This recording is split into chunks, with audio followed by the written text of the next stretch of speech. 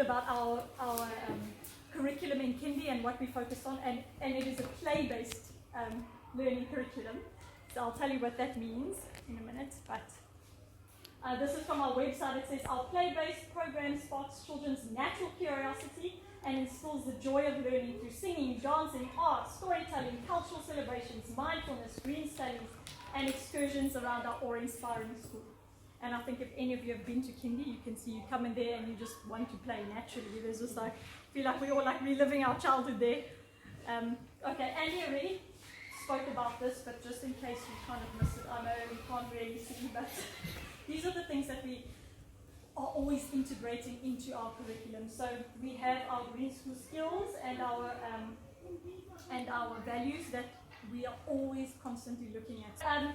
Our green school skills and our values, so it's the think, act, reflect, all of those things, and then our I respect values, so the integrity, respect, environment, sustainability, equity, sorry, not environment, all of those. So whenever we are planning our curriculum, we're always building those into our curriculum. They are very important to us.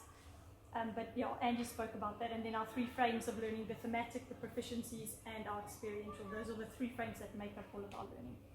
Okay, the scope and sequence, and he showed you this already, so I'm not going to go into it, but if anyone is worried, come and have a look at our scope and sequence. I've heard a couple of times from outsiders, oh, they're a tree-hugging school, they don't have any plan, it's just we let the kids run wild in the gardens. Yes, we do love trees and we do love wild children, but we definitely have a plan, and it is very, very meticulously thought out. And we spend hours and hours taking the best from different curriculums and setting it up.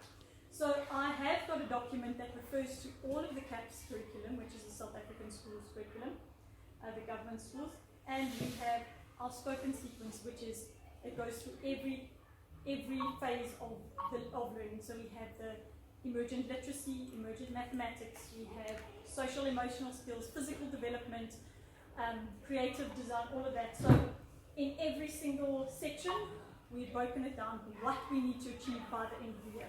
So this is what Gia was kind of talking about. How do we know that they're on track? We have a very, very meticulous plan to make sure that we get there. So we have termly goals, and then it will feed over into our yearly goal. Okay, this is just a very interesting tool to look at that we use in our planning. It is called the sustainability compass. So when we have a theme, we just use it to make sure that we have activities that are going to kind of cover everything and not just one aspect. So for the north, we have nature, economy, society, and well-being.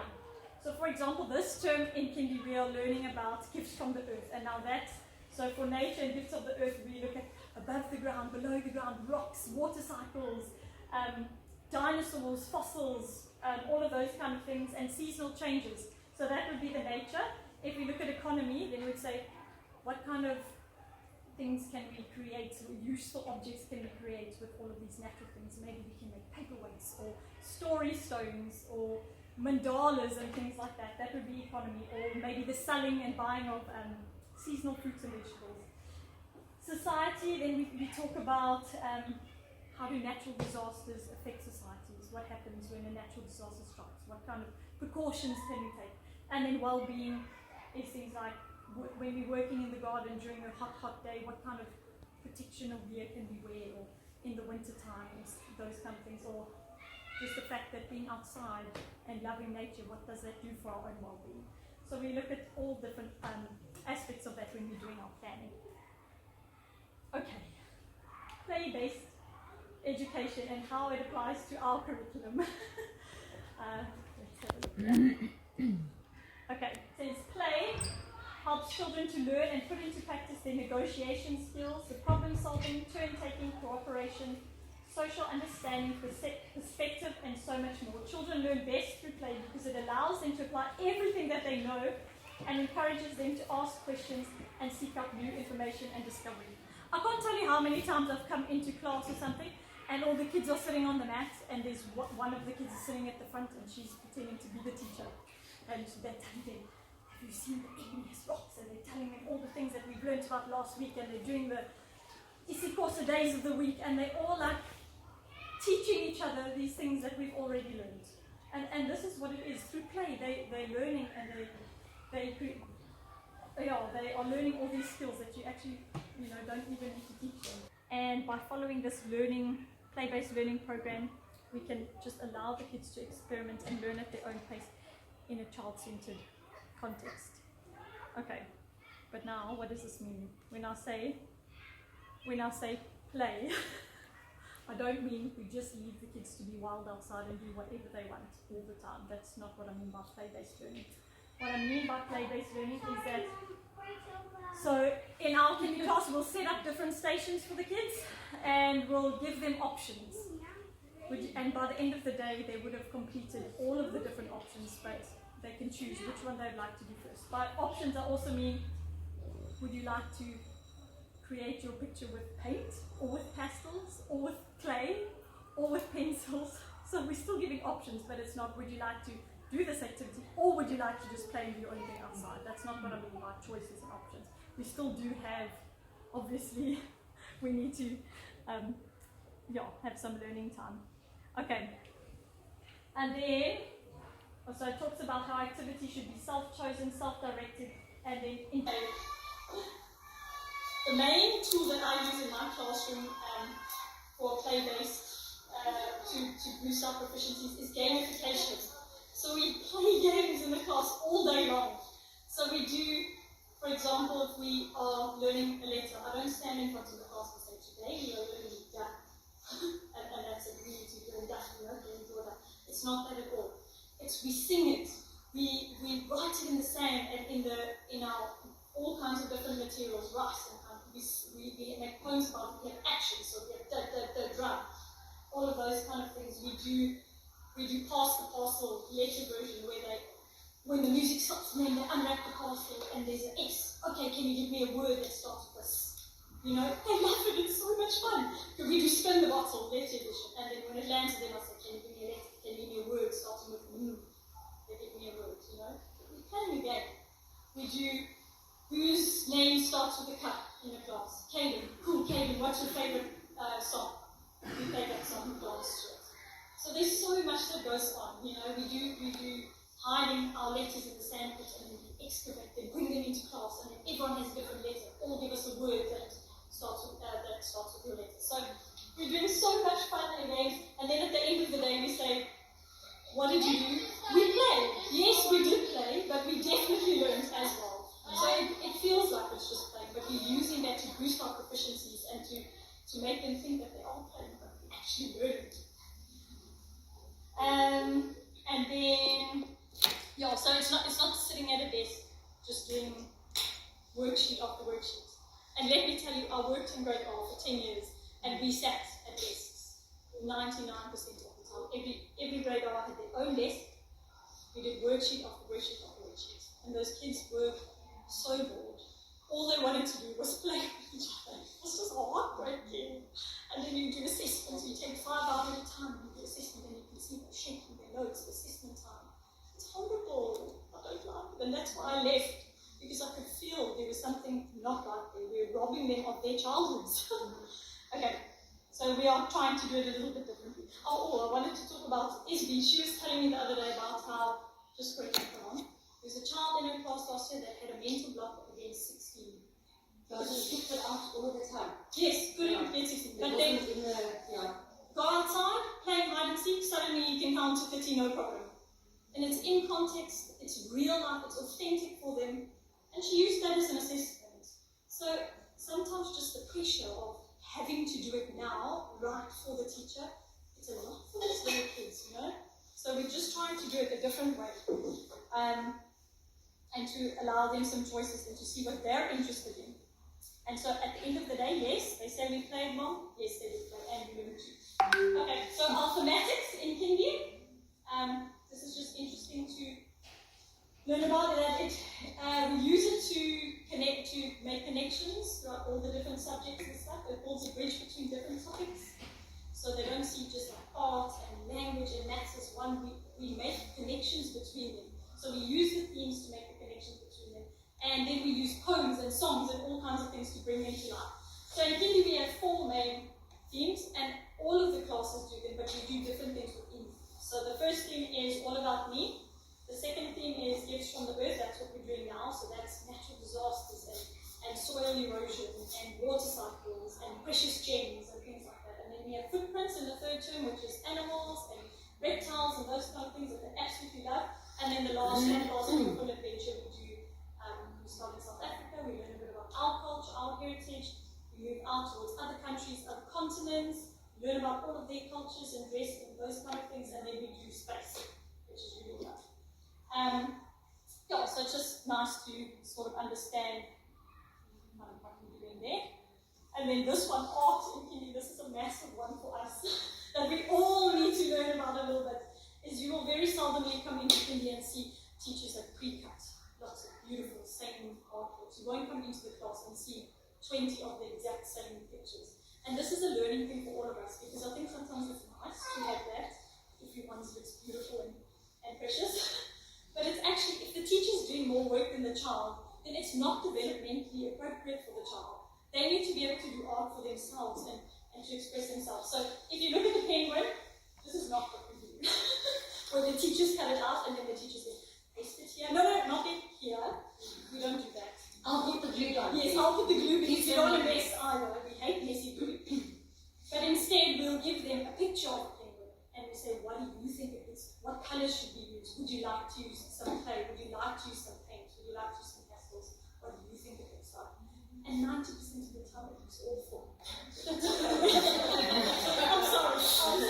Sometimes the really nice ones come out. But then they're proud of it. They're proud of it and they did it. And that's the important thing. So, yeah, so that's a learning curve for all of us, is that I really struggled with it coming in. And I actually have it written in my class, process over product. And sometimes when I walk past some of the kids, I go, process over product. And it really is. And that's also why sometimes we don't have a lot of art being sent, a lot of art being sent home is because sometimes they are experimenting to the point where it goes to a really nice point and then it goes slowly downhill with the browns and everything.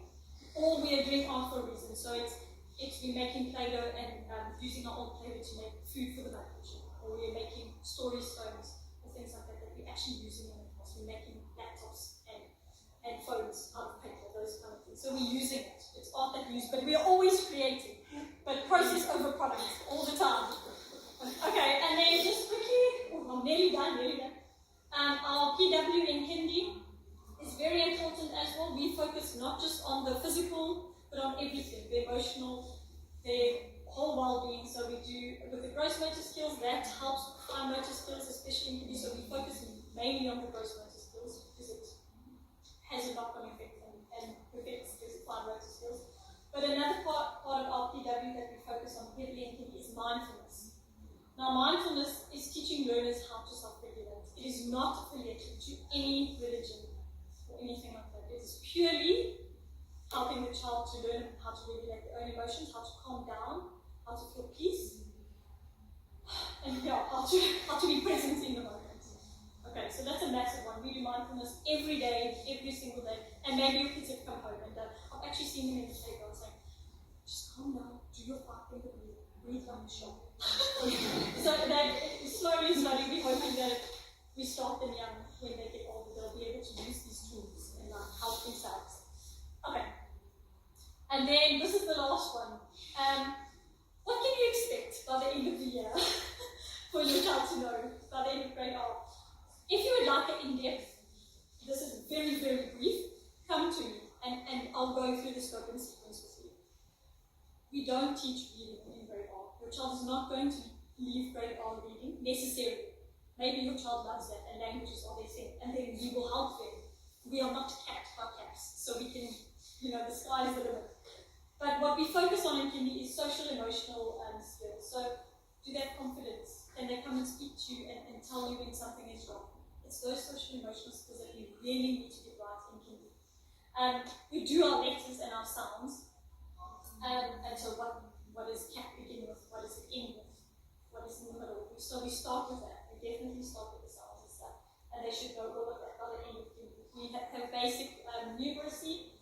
So like Andy was saying, in caps, they only go go to 10 in grade 1. That is it.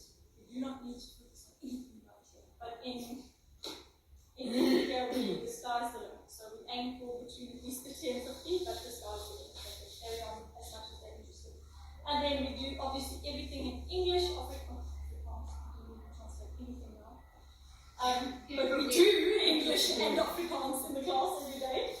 And isiXhosa, so the kids know greetings in isiXhosa. I'm sure you've heard them sing lots of songs. They do their colours, they do their days of the week, they do the months of the year. Yes, and they learn how to collaborate, which is really, really important. How to work with other children and how to be nice when things don't go their way, and those kind of things. How can we support our children in grade 1? Read. So read your kids as much as possible at night. That it makes such a massive difference.